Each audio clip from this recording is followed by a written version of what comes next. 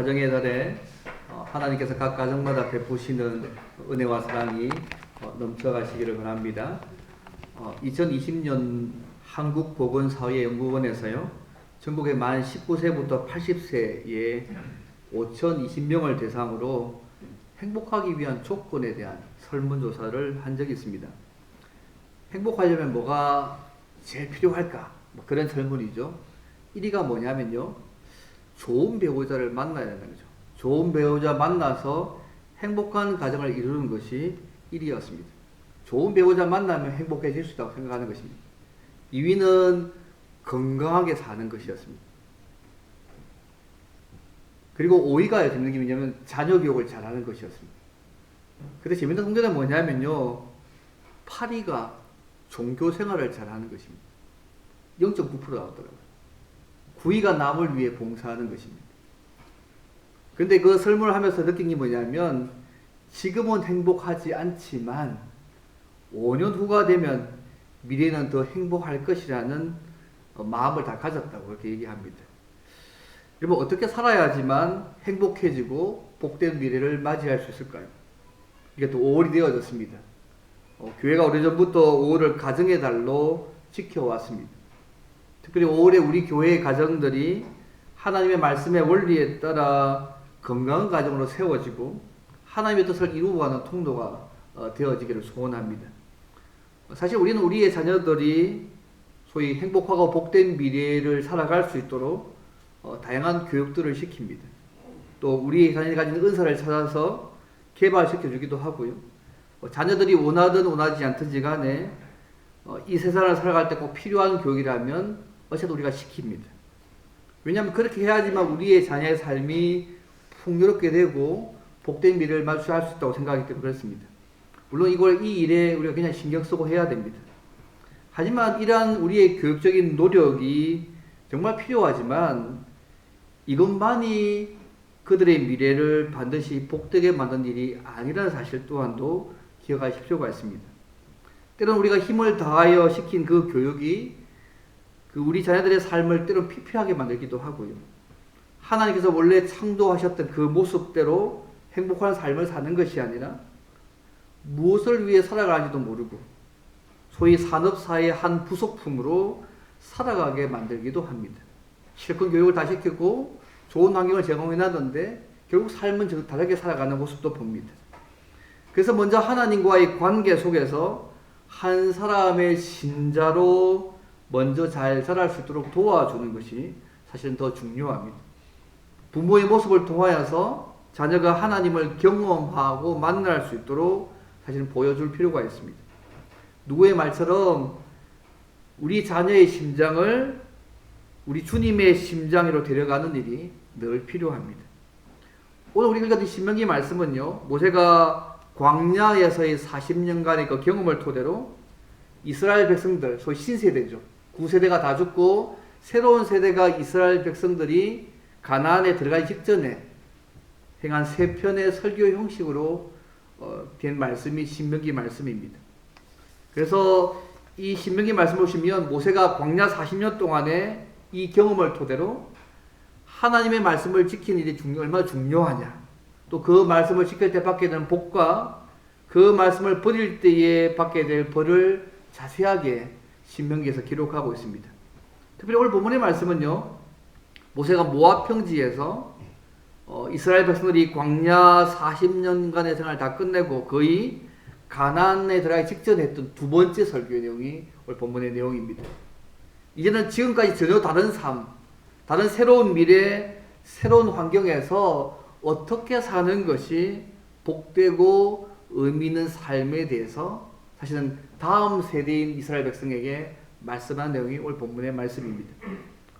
사실 우리가 우리의 자녀들에게 좋은 환경, 좋은 교육, 많은 것들을 다 제공해 준다고 할지라도 이것만으로는 그들이 복된 미래를 산다고 보장할 수 없습니다.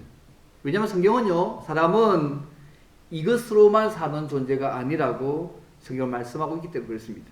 특히 오늘 어린이 주일인데요, 오늘 말씀을 통하여서 우리와 우리 자녀들이 무엇으로 살아가야지만 복된 미래를 누릴 수 있는지를 함께 좀 생각해 보기를 원합니다. 그러면 우리가 우리 자녀들이 무엇으로 살아가야지만 행복하고 복된 미래를 누릴 수 있을까요? 크게 세 가지인데요. 첫째는 뭐냐면 겸손하게, 소위 교만하지 않고 하나님의 명령을 지키며 살아야 합니다. 신자인 우리와 우리 자녀들이 무엇으로 살아가야 할까요? 우선은 앞으로 들어갈 이 가나안 땅, 소위 미지의 세계인 가나안에서의 복된 삶과 하나님의 말씀을 지켜 행하는 일이 어떤 관계가 있는지를 1절에서 말씀합니다. 1절 보시면요. 내가 오늘 명하는 모든 명령을 너희는 지켜 행하라. 그리하면 너희가 살고 번성하고 여호와께서 너희의 조상들에게 맹세하신 땅에 들어가서 그것을 차지하리라고 말씀하고 있습니다. 하나님의 명령을 지켜 행하는 그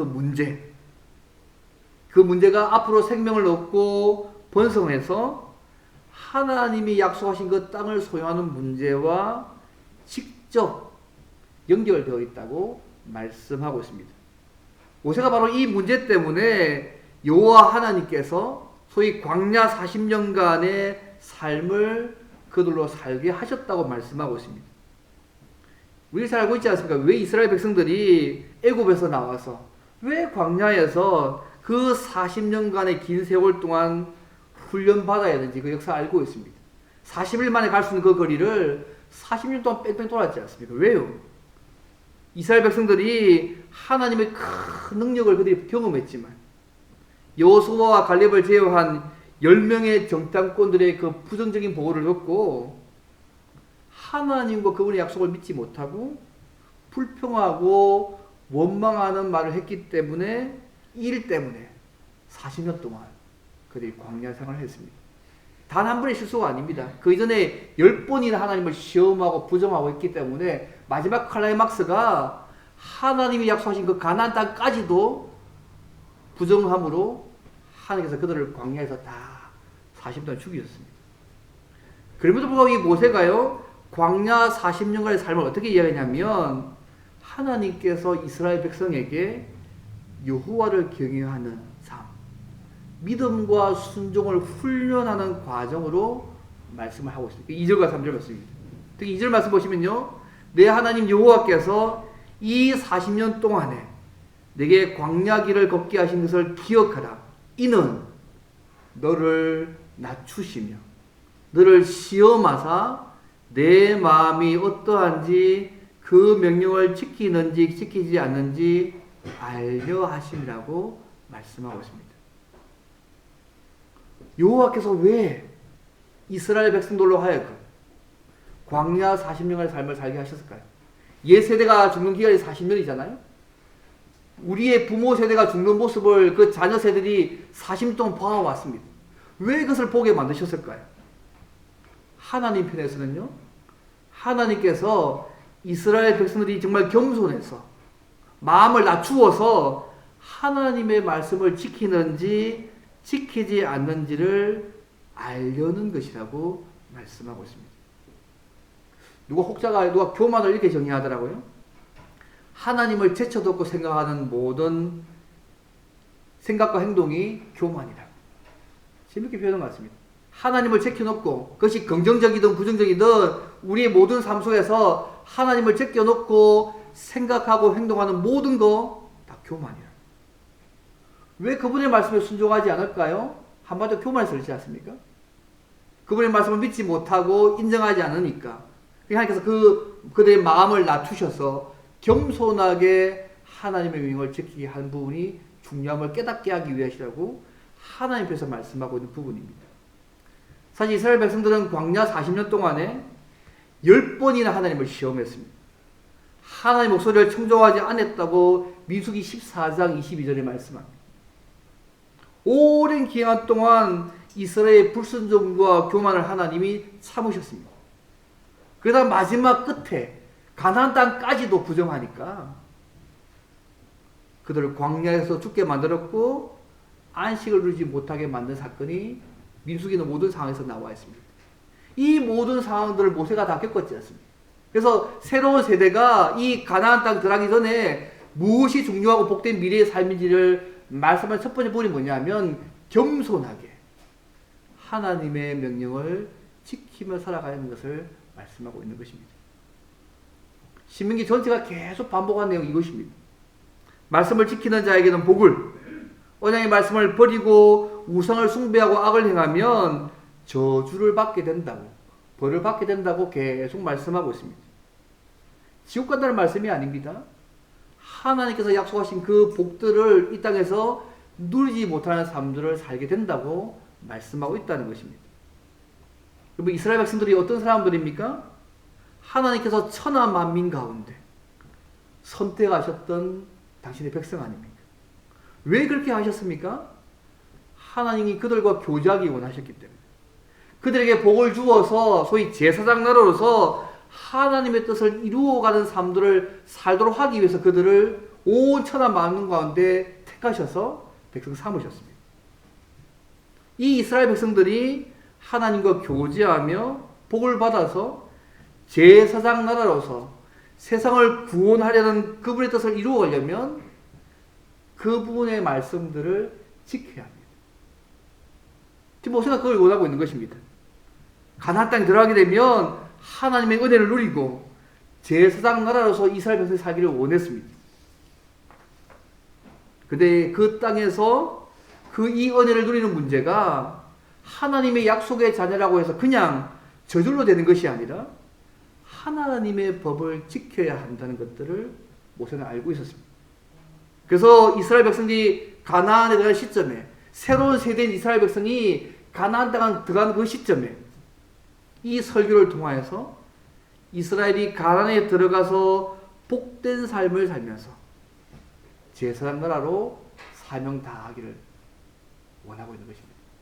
그러려면 겸손하게 하나님의 명령을 지키며 살아야 한다, 먼저 말씀하고 있는 것입니다.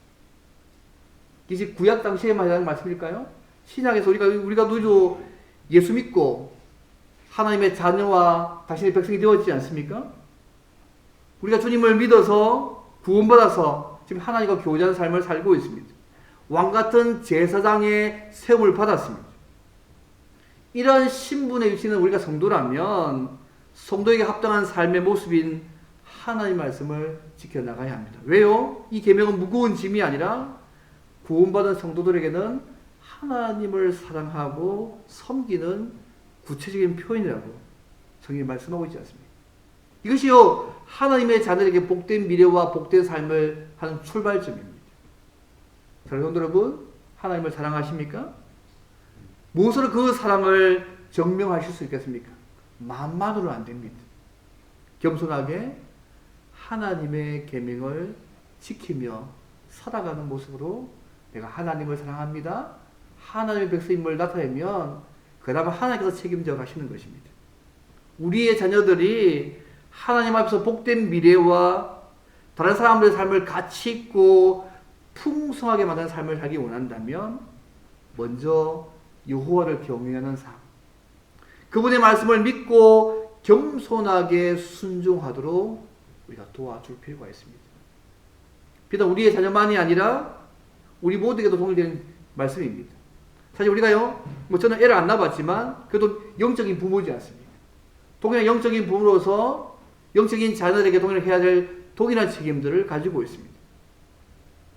날마다 교만하지 않고 겸손히 하나님의 명령을 지키며 살아감으로 하나님 주신 복과 은혜를 날마다 풍성하게 누리며 살아가는 우리와 우리의 자녀들이길 바랍니다. 첫 번째 모습입니다. 그럼 두 번째로 우리와 우리 자녀들이 어떻게 살아가야 또 복됨을 누릴 수 있을까요? 두 번째입니다. 밥이 전부가 아니라 하나님의 말씀을 믿고 순종하며 살아가야 합니다. 모세는요, 여호와께서 왜 이스라엘 백성들로 하여금 광야 40년의 삶을 살게 하신지를 두 번째 이유로 얘기합니다. 3절 말씀입니다. 너를 낮추시며 너를 줄이게 하시며 또 너도 알지 못하며 내 조상들도 알지 못하던 만나를 내게 먹이신 것은 사람이 떡으로만 사는 것이 아니요 여호와의 입에서 나오는 모든 말씀으로 사는 줄을 내가 알게 하려 하십니다. 아멘. 앞에는 하나님 편에서 그들의 마음이 겸손해서 그분의 말씀을 잘 지키신 보는 내용이었고, 지금 이스라엘 백성들이 오히려 이제는 밥이 전부가 아니고 하나님의 말씀을 믿고 순종하며 살아가는 것이 제일 중요한 것들을 깨닫게 하기 위해서라고 말씀하고 있습니다. 사람이 떡으로만 사는 것이 아니라 여호와 입에서 나오는 모든 말씀으로 사는 줄을 알게 하려 한다. 이 말씀 보통 말씀이 아닙니다. 이 말씀을 오해하시지 않으면 좋겠습니다. 구원받은 성도들이 살아갈 때 떡이 필요 없다는 말씀이 절대 아닙니다. 떡으로만 사는 것이 아니라 말이 뭐냐면 떡도 필요하다는 말씀이잖아요. 떡으로만 사는 것이 아니고 떡도 필요합니다. 여기 떡은요, 뭐 우리 시대 우리 가끔씩 하는 떡을 생각하시면 안 됩니다. 성경시대의 주식은 빵이었거든요. 뭐 우리 문화 쉽게 반영하면 밥이라고 하죠. 밥. 사람이 밥으로 살 수 없다는 것이죠. 근데 이 밥이 먹는 밥만 말한 게 아닙니다. 우리가 누구에 묻잖아요. 혹시 밥 먹었냐 물으면 거의 밥 하나만 얘기합니까? 식사했느냐 말이지 않습니까? 그래서 이 밥이란 말은 뭐냐면 떡이란 말은 우리 의식주를 포함한 모든 물질의 삶을 다 이야기합니다. 그래서 우리 주기도 보시면 오늘 우리에게 일용할 양식을 주시옵고라 말씀하지 않습니까? 그때 일용할 양식이 뭐냐면요, 우리의 육체가 살아가는 일에 필요한 모든 것입니다. 그래서 마틴 루터는 이렇게 얘기합니다. 이 일용 양식을 해석해서 단지 먹을 것만이 아니라 의복과 집과 건강과 사랑과 자유와 평화 등 우리의 육신의 생명을 유지하는 일에 필요한 모든 것이 일용할 양식이다. 지금 하나님께서 뭐라고 말씀하시냐면 단순히 우리가 이런 의식을 포함한 이런 모든 것 때문에 사는 것이 아니라 그것만 가지고 살 수 없다는 걸 얘기하는 것입니다. 하나님의 말씀으로도 말씀을 덧붙여서 살아가야지만 살아갈 수 있다고 이야기하고 있는 것입니다. 여러분, 주님께서 공생이 시작하기 전에요, 40일 금식하고 죽으셨지 않습니까? 그때 사탄이 찾아왔습니다. 내가 만일 하나님의 아들이거든 명하여서 이 돌들로 떡덩이가 되게 하라고. 기억나십니까? 근데 주님께서 뭐라고 말씀하냐면 이 신명기 8장 3절의 말씀을 인용하셔서 사람이 떡으로만 살 것이 아니요, 하나님의 입으로부터 나오는 모든 말씀으로 살 것이라고 신명기 8장 3절의 말씀을 인용해서 대답하셨습니다. 왜 예수님께서 이 말씀을 인용하셨을까요? 사람이 살아가는 일에 있어서 의식주, 우리의 생명을 유지하는 수단은 되지만, 중요하게 필요한 수단이긴 되긴 하지만 그것 자체가 우리의 생명을 보증해 주는 것은 아니라는 것입니다. 우리의 생명을 보증하는 것은요, 의식주의 문제가 아닙니다. 집과 옷과 이런 부분의 문제만이 아니고 하나님을 믿고 그 말씀대로 살아가는 자들에게 주시는 것이 생명 보장 진짜 이유입니다.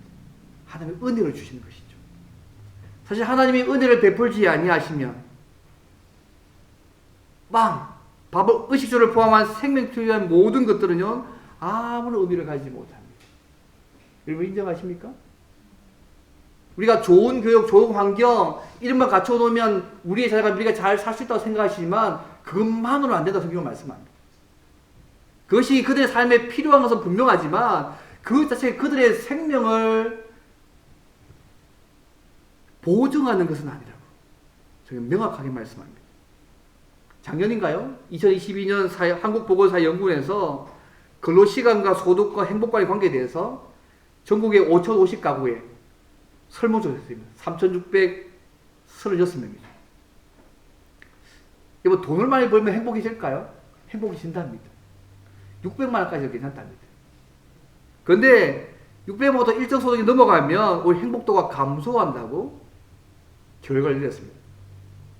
그래서 언제부터 가면 월 평균 근로소득이 1,100만 원부터는요, 넘어가서부터 소득 증가가 행복 증대로 이어지지 않는다. 우리만의 통계가 아닙니다. 미국에서도 이런 통계들이 많습니다. 그 기준을 보니까 1억에 한 9,500, 1억 정도, 한 달에 한 1,000만 원? 제일 행복할 때 600만 원이 하더라고요. 조사가 그렇습니다. 제가 잘 모르겠습니다. 그 조사가 600만 원이 가장 행복하고, 왜냐하면 더 많이 돈을 벌려고 하면 더 많이 일해야 되잖아요. 그러니까 행복도가 점점 낮아진대요. 그래서 1,100만 원 이상부터 받으면 그 다음부터는 그렇게 행복하지 않다. 제 말이 아니라 통계 얘기입니다. 제가 말씀드린 이유는 뭐냐면 돈을 많이 번다고 그것이 참다운 행복으로 가는 것은 아니에요. 필요합니다. 중요합니다. 하지만 오늘 본문 말씀은 그에 덧붙여서 하나님이 은혜를 베풀지 아니하시면 그 모든 것이 의미가 없다고 말씀하고 있다는 사실을 기억하시면 좋겠습니다. 모세가 여호와께서 이 근본적인 이 진리를 가르치기 위해서 광야 40년 동안 자기 백성을 훈련하셨다고 지금 말씀하고 있는 것입니다. 여러분 4절과 6절 보십시오. 이 40년 동안에 내 의복이 헤어지지 아니하였고 내 발이 부르트지 아니하였느냐고 말씀하고 있지 않습니까? 생각해 보세요. 광야 40년 동안 살 동안 옷이 헤어지지 않을 수 있습니까? 여러분 1년에 옷 몇 벌 입으십니까? 매일 속을 얼마나 갈아입으십니까? 근데 광야 40년 동안 그들의 의복이 헤어지지 않았대요. 발도 부르트지 않았답니다. 이런 초자연적인 사건들을 하나님께서 광야 40년 동안 당시대 백성들에게 경험하게 만드셨습니다. 어찌 보면 오늘은 불가능한 이야기 아닙니까? 이스라엘 백성들이 광야 생활에서 경험한 하나님의 은혜입니다. 근데 하나님께서요, 그들을 징계하신 목적이 뭐냐면 하나님의 말씀대로 살아야 가난해서 복된 삶을 살 수 있다는 것들을 가르쳐 주신 것입니다. 6절 말씀 보십시오. 내 하나님 여호와의 명령을 지켜 그의 길을 따라가며 그를 경외하신다. 여호와를 경외하는 삶이 뭘까요? 겸손히 그분의 말씀을 믿고 순종하는 삶이 여호와를 경외하는 삶 아니겠습니까? 사랑하는 성도 여러분, 오늘은 무엇이 우리의 자녀를 계속 이 땅을 살아가도록 만들고 있습니까? 우리와 우리의 자녀들이 무엇으로 살아야 복된 미래를 누릴 수 있다고 생각하십니까? 좋은 교육과 좋은 환경만으로는 부족합니다. 물론 사람에게 우리 밥이 있고 필요합니다. 저는 우리 교회 성도들과 다음 세대를 살아갈 우리의 자녀들이 이 빵이 넉넉하기를 바랍니다. 그러나 빵은 사람이 살아가는 일에 필요한 조건적 사실이지만 빵이 전부가 되어서는 안 됩니다. 의식주를 포함 우리 삶에 필요한 모든 것, 그것이 우리의 삶을 사는 모두 전부가 되어서는 안 된다는 얘기입니다. 이 필요가 채워진다고 해서 사람이 행복하고 의미 있는 삶을 산 거 결코 아닙니다. 빵도 얻을 수 있고 이 빵이 의미를 가지려면 하나님의 말씀을 믿고 순종해야 합니다.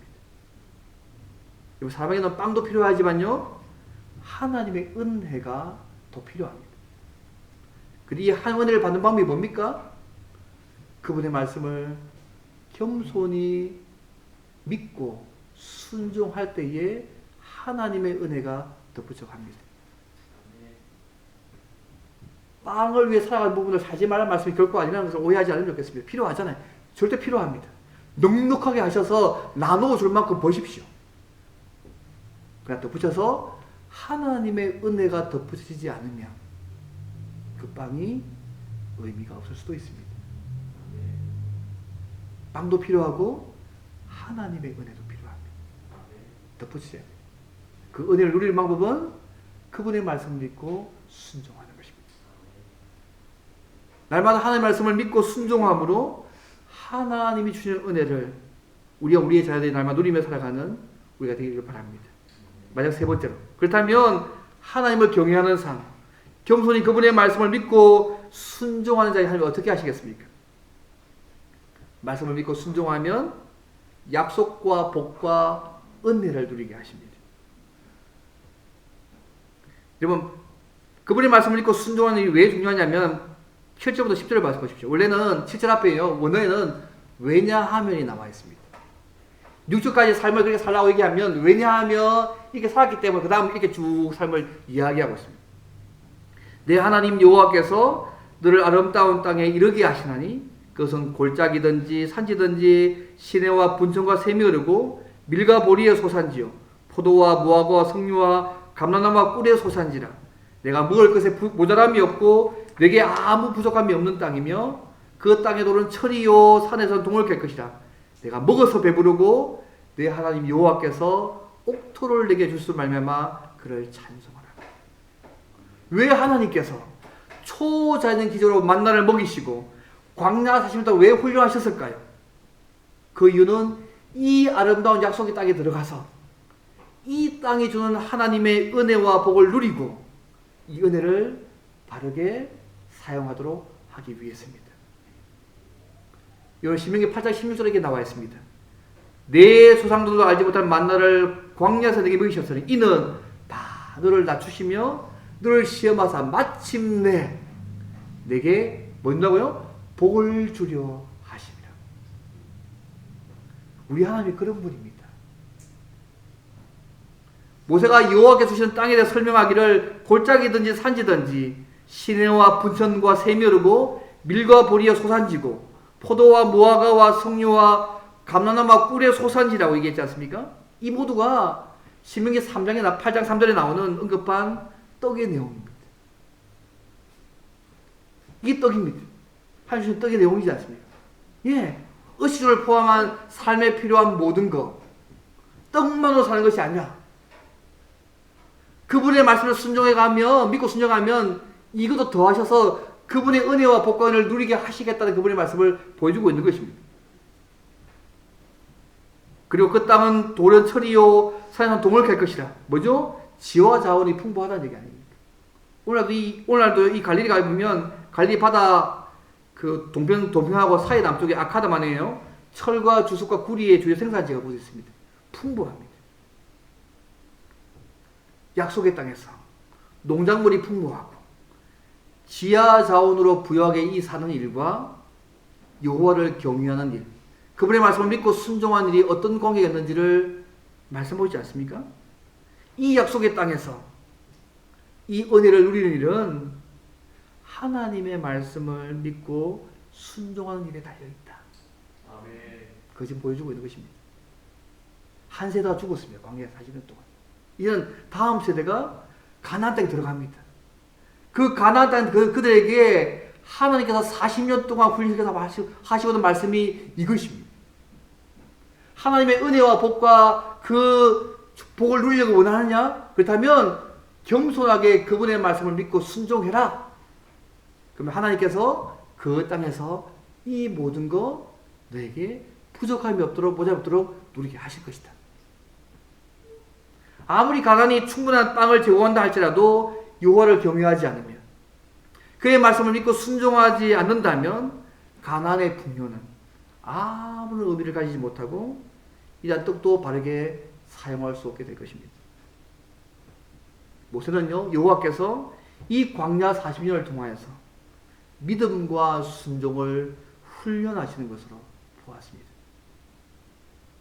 그리고 이 진리가 얼마나 중요하기 때문에 다음 세대 이스라엘 백성들이 앞으로 들어갈 그 가나안 땅에서 만약 마음이 교만해서 하나님을 섬기려 잊어버리면 반드시 멸하게 될 것이라고 11절 이하부터 20절까지 다시 한번 경고하고 있는 말씀이 그 위의 말씀입니다. 우리 이스라엘 역사를 잘 알고 있지 않습니까? 모세가 한 설교대로 하나님의 말씀을 믿고 순종할 때 가나안을 정복하고 은혜를 누리고 제사장 나라로서 사명을 잘 감당했습니다. 특히 다윗과 솔로몬 시대에 이스라엘은 하나님의 말씀을 믿고 순종할 때 큰 부유함을 누렸습니다. 제사장 나라로서 이방 나라의 복음을 전하는 사람들을 살아갔습니다. 그러나 이스라엘이 여호와 경외를 버리고 우상을 섬기고 하나님의 계명을 지키지 않았을 때 바벨론 포로라는 수치와 계속되는 아픔을 겪은 역사를 우리 성경에서 알고 있습니다. 이런 이스라엘 역사를 볼 때에 우리나 우리의 자녀의 미래를 결정하는 가장 중요한 요인이 무엇이라고 생각하십니까? 한마디로 여호와를 경외하는 삶, 그분의 말씀을 믿고 순종하는 삶이 우리의 자녀의 미래를 결정합니다. 조금 좋은 직장 있는 것만으로 안 됩니다, 여러분. 그게 전부 다가 아닙니다. 좋은 집에 사는 것만으로 안 됩니다, 여러분. 그게 전부 다가 아닙니다. 어린이 주일을 맞으면서 우리는 각 가정에 맡겨주신 자녀들에게 무엇을 보여주고 가르쳐야 우리 자녀들의 행복한 미래와 자녀들이 왕같은 제사장으로 사명을 다하면서 이 세상을 살아갈 수 있을지를 다시 한번 고민하시면 좋겠습니다. 그래서 여호와 하나님을 경외하는 법, 그분의 말씀을 믿고 순종하는 일을 보여주며 가르쳐야 합니다. 여러분은 육체적 부모로서, 저는 영적인 부모로서 우리 영적인 아이들에게, 우리 자녀들에게 동일하게 가르쳐야 합니다. 왜요? 우리의 자녀들이 그 모습을 보고 배우기 때문에 그렇습니다. 자녀가 결혼할 때까지 좀 책임지셔야 됩니다. 그렇게 표현합니다. 결혼하면 어쩔 수 없으니까 결혼할 때까지 책임지셔야 됩니다. 적어도. 구약시대 이스라엘 백성들은 하나님의 선택을 받은 백성이었지만 하나님의 계명을 온전히 순종하지 못함으로 수치스러운 역사를 오랫동안 경험했습니다. 우리 신약시대에 살고 있습니다. 주님께서 우리를 죄에서 구원하셔서 새 사람 되게 하셨고 새 사람답게 살 수 있도록 성령 하나님 우리에게 주셨지 않습니까? 이 말은 우리가 이 땅을 살아갈 때 필요한 모든 것 주시겠다는 얘기입니다. 말씀 믿고 순종할 수 있는 능력도 우리에게 주시겠다는 말씀을 다 포함한 말씀입니다. 그래서 우리 자녀들에게 우선적으로 여호와를 경외하는 일이 왜 중요한 일인지, 그것이 어떤 의미가 있는지를 보여주며 가르쳐야 합니다. 이것이 우리 자녀의 미래를 복되고 의미 있게 만드는 진짜 중요한 일입니다. 우리의 자녀들이 여호와를 경외하고 그의 명령을 지켜 행한다면 여호와께서 우리 자녀들의 미래를 복되게 하실 것입니다. 또 우리의 자녀들이 보고 듣고 배우는 하나님의 말씀이 그들을 복되고 의미 있는 삶을 살 수 있도록 인도해 가실 것입니다. 왜요? 그분의 말씀 자체가 능력이 있지 않습니까? 하나님이 하시면 끝나는 거잖아요. 사람이 살아가는 일에 빵이 중요한 필수 요건 많습니다. 의식주를 포함한 모든 필요한 거 다 중요합니다. 하지만 여호와의 입에서 나오는 하나님의 말씀을 우리 자녀들에게 가르치는 일이 더 중요하고 가장 중요한 사실을 잊지 않으시면 좋겠습니다. 지금도 열심히 일을 쓰시고 노력하는 거 잘 알고 있습니다. 기도하시고 눈물 흘리면서 계속 하고 있는 거 알고 있지만 인내하시면서 일을 계속 하시면 좋겠습니다. 사랑하는 성도 여러분, 우리 자녀가 장래에 잘 되기를 원하신다면 하나님과의 관계가 잘 되도록 만드실 필요가 있습니다. 먼저 부모님이 그 믿음의 모습을 보여주시기를 바랍니다. 영적인 부모님 우리 또한도 그 모습을 우리 영적인 자녀에게 보여주도록 노력할 필요가 있습니다. 부모의 삶에서 하나님의 말씀대로 사는 것이 미래의 행복의 가장 중요한 부분임을 보지 못한다면 우리 자녀는 결코 부모가 걸어간 길을 가지 않을 것이고 가기 힘들 것입니다. 좋은 믿음의 유산을 밀려주시기를 바랍니다. 겸손하게 그분의 말씀을 지키는 모습. 밥이 전부가 아니라 의식주를 포함하면 사람의 모든 게 전부가 아니라 그분의 말씀을 믿고 은혜로 사는 모습. 말씀을 믿고 순종함으로 하나님의 약속과 은혜를 누리는 모습. 예배의 모습, 기도의 모습, 신앙 열정의 모습들을 유산으로 물려주시기를 바랍니다. 하나님과 동행했던 모든 믿음의 모습과 흔적들을 우리 자녀들에게 물려주셔야 합니다. 자들이 그 모습을 보면서 하나님을 경외하고 섬기는 것이 얼마나 큰 행복이고 중요한지를 깨닫도록 만드실 필요가 있습니다. 말씀을 뵙겠습니다. 사랑하는 성도 여러분, 자녀들, 우리 믿음의 자녀들에게 어떤 신앙 유산을 물려주고 계십니까? 우리의 자녀들, 우리 믿음의 자녀들이 우리를 신앙적으로 어떻게 기억하고 있다고 생각하십니까? 먼저 하나님을 경외하고 하나님과 동행하는 믿음의 모습과 본을 보여주시기를 바랍니다. 그래서 우리의 자녀들이, 믿음의 자녀들이 우리를 통하여서 더 하나님을 가까이 하고 하나님 주신 축복을 풍성히 누리는 자녀들이 되도록 하나님의 축복과 은혜의 통로가 되시기를 주의 이름으로 바랍니다.